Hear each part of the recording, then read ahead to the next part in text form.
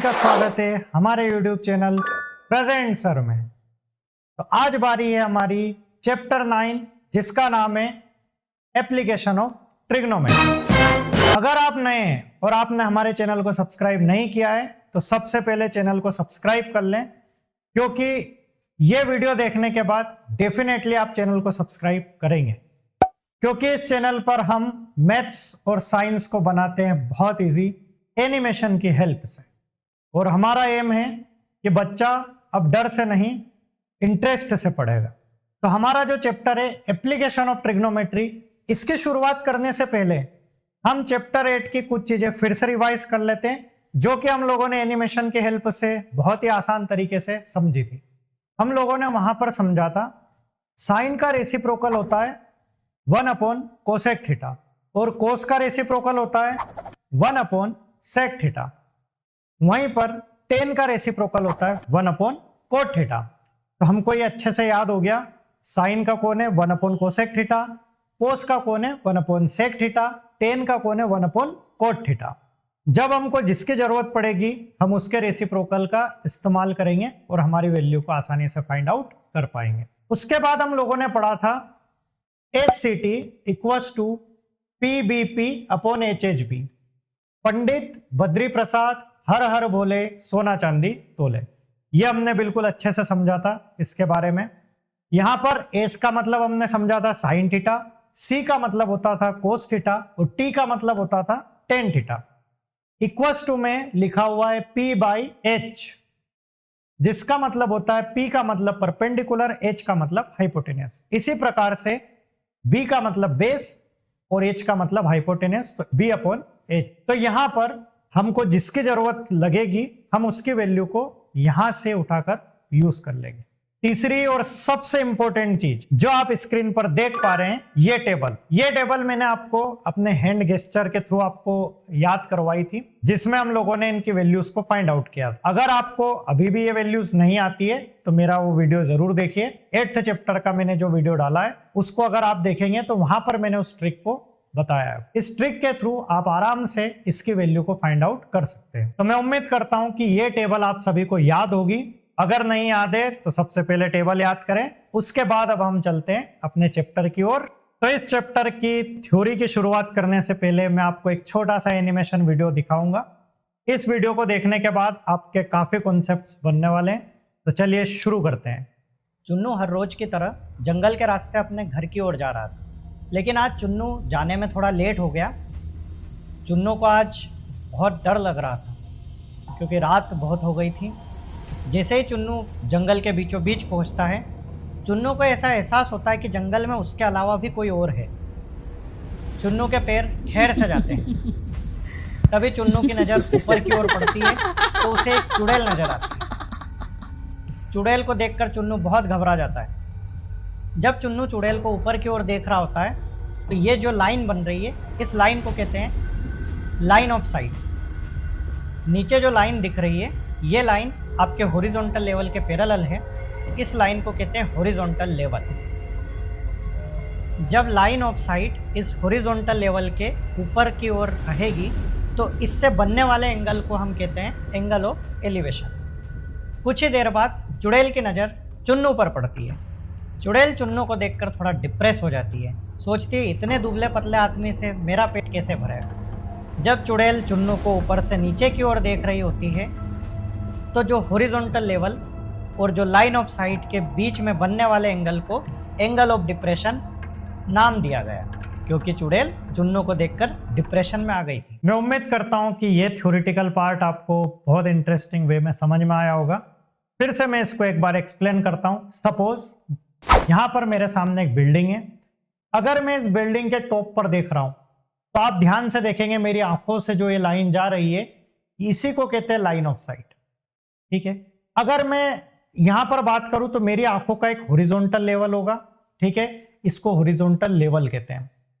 अब अगर मैं ऊपर की ओर देख रहा हूं तो जब मेरा जो फेस है वो ऊपर की ओर रहेगा तो ये हॉरिजॉन्टल लेवल और जो लाइन ऑफ साइट, इनके बीच में जो एंगल बन रहा है, इसी को कहते हैं angle of elevation. I hope आपको समझ में आया होगा। अब सबसे पहली सिचुएशन लेते हैं। सपोज मैं जिस हाई राइज बिल्डिंग को देख रहा था, अब मैं यहां पर हट जाता हूं, मेरी जगह एक कार्टून कैरेक्टर ले लेता हूं ताकि मैं आपको चीजों को अच्छे से एक्सप्लेन कर पाऊं। अब देखिए, जो ये कैरेक्टर दिख रहा है, ये इस हाई राइज बिल्डिंग को नीचे से ऊपर की ओर देख रहा है, ठीक है। ये इसका हॉरिजॉन्टल लेवल है, और अब सपोज मुझे इसका एंगल दे दिया 30 डिग्री। अब ये चाहता है कि मुझे इस बिल्डिंग की हाइट पता लग जाए, इस बिल्डिंग की हाइट क्या होगी। इसी टाइप से आपको क्वेश्चंस इसमें दिए होते हैं, काफी प्रैक्टिकल क्वेश्चंस आते हैं, मजा आते हैं इसको करने में। लेकिन कब? जब आपको ये अच्छे से समझ में आ जाएगा। अब जब ये नीचे से ऊपर की ओर देख रहा है, तो अब आपको पता लग गया कि ये जो 30 डिग्री दिया है, इसका नाम क्या है? Angle of elevation. Very nice. अब आपको यहां से, जब ये जो कैरेक्टर मेरा जहां खड़ा है, यहां से इस बिल्डिंग के बॉटम तक की जो लेंथ है, इसको इसने मेजर कर लिया। सपोज ये जो लेंथ है ये 20 मीटर है। अब आपको इसके हाइट को मेजर करना है और एंगल दिया हुआ है। मैंने आपको बताया था ट्रिग्नोमेट्री में अगर आपके पास दो चीजें हैं तो आप कुछ भी फाइंड आउट कर सकते हैं। तो यहां पर दो चीजें क्या आपके पास? एक एंगल और एक बेस। अब क्या करते हैं हम? अब हमारे पास जो हमारा पास ब्रह्मास्त्र है उसका उपयोग करते हैं। ब्रह्मास्त्र क्या है? ACT equals to PBP upon HHB। Pandit Badri Prasad हर हर भोले, सोना चांदी तोले। अब यहां पर देखेंगे हम, हमारे पास जो गिवन चीजें, हमारे पास क्या है? बेस है और एक एंगल है, और मुझे चाहिए इसकी हाइट। हाइट मतलब परपेंडिकुलर। मैंने आपको बताया था 8th चैप्टर में कि इस एंगल के सामने वाला, जहां से हम देख रहे हैं, हमारी आंखों के सामने वाली जो हाइट है, उसी को हम क्या कहते हैं? परपेंडिकुलर। तो अगर मैं सामने देख रहा हूं, मेरा ये परपेंडिकुलर है, मुझे परपेंडिकुलर निकालना है। बेस मुझे गिवन है, थीटा मुझे गिवन है।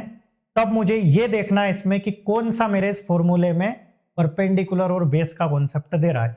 तो मुझे पता चला P/P, और इधर क्या है? 10 T। तो tan theta equals to perpendicular upon base. ये फॉर्मूला लगाकर मैं आराम से निकाल सकता हूं। कैसे निकालेंगे?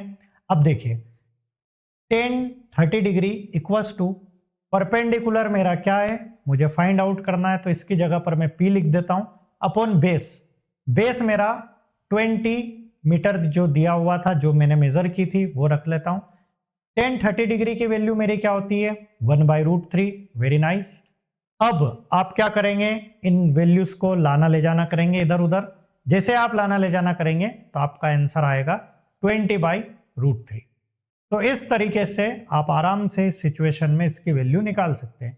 अब इसकी जगह पर ये बिल्डिंग ना देते हुए अगर आपको माउंटेन दे देते तो क्या आप नहीं निकाल पाते? बिल्कुल निकाल सकते। हाँ, सिचुएशन को थोड़ा सा बदल सकते हैं। जैसे सपोज मान लीजिए कि मैं उस घर के टॉप से यहां तक एक रस्सी बांध देता हूं। इस रस्सी की लेंथ मेरे पास है। अब की बार मुझे बेस गिवन नहीं है और अब मुझसे हाइट पूछी है, तो आप क्या करेंगे? अब मुझे क्या गिवन है? हाइपोटेनस। ठीक है, हमेशा 90 डिग्री के सामने वाला क्या होता है? हाइपोटेनस। तो मुझे क्या गिवन है? हाइपोटेनस। और परपेंडिकुलर मुझे फाइंड आउट करना है। तो आप देखिए, हमारे पंडित बद्री प्रसाद हर हर बोले, सोना चांदी तोले में से परपेंडिकुलर अपन हाइपोटेनस किसमें गिवन है? साइन थीटा में। तो अब हम यहां पर साइन थीटा का फॉर्मूला लगाकर आराम से इसकी वैल्यू को फाइंड आउट कर सकते हैं। तो अब बारी आती है हमारी सिचुएशन 2 की।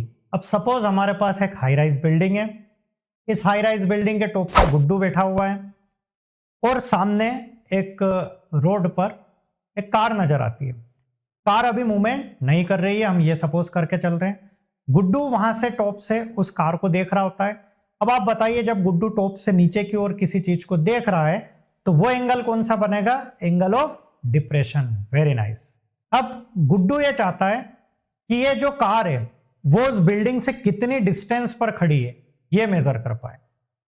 अब गुड्डू के पास गिवन क्या है? गुड्डू के पास इस बिल्डिंग की हाइट है और गुड्डू उस कार का एंगल भी फाइंड आउट कर सकता है, और उसने उस एंगल को फाइंड आउट किया और उसके पास एंगल है 45 डिग्री।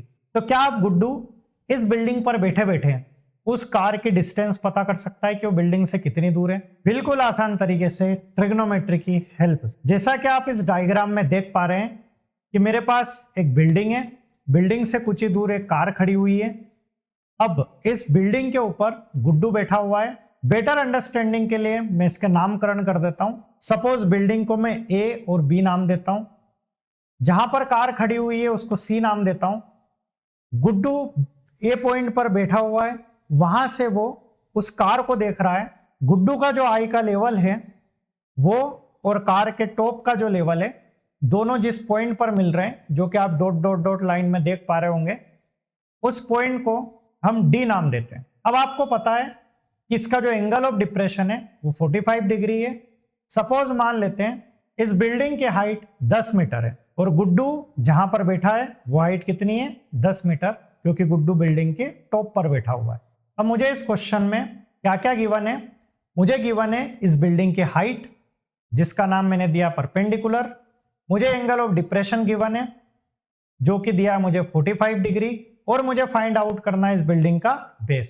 अगर मुझे परपेंडिकुलर और बेस के बीच में रिलेशन देखना है तो मुझे किस फॉर्मूले में मिलता है, पंडित बद्री प्रसाद हर हर भोले सोना चांदी तोले। इसके अकॉर्डिंग अगर मैं ध्यान से देखूं तो मुझे मिल रहा है टेन थीटा में tan theta equals to perpendicular upon base. मैं लिखता हूं यहां पर वैल्यूज जो मुझे गिवन है, tan theta equals to perpendicular upon base, tan 45 degree equals to perpendicular क्या गिवन है मुझे, परपेंडिकुलर मुझे बिल्डिंग की हाइट है 10 मीटर, मुझे बेस फाइंड आउट करना है।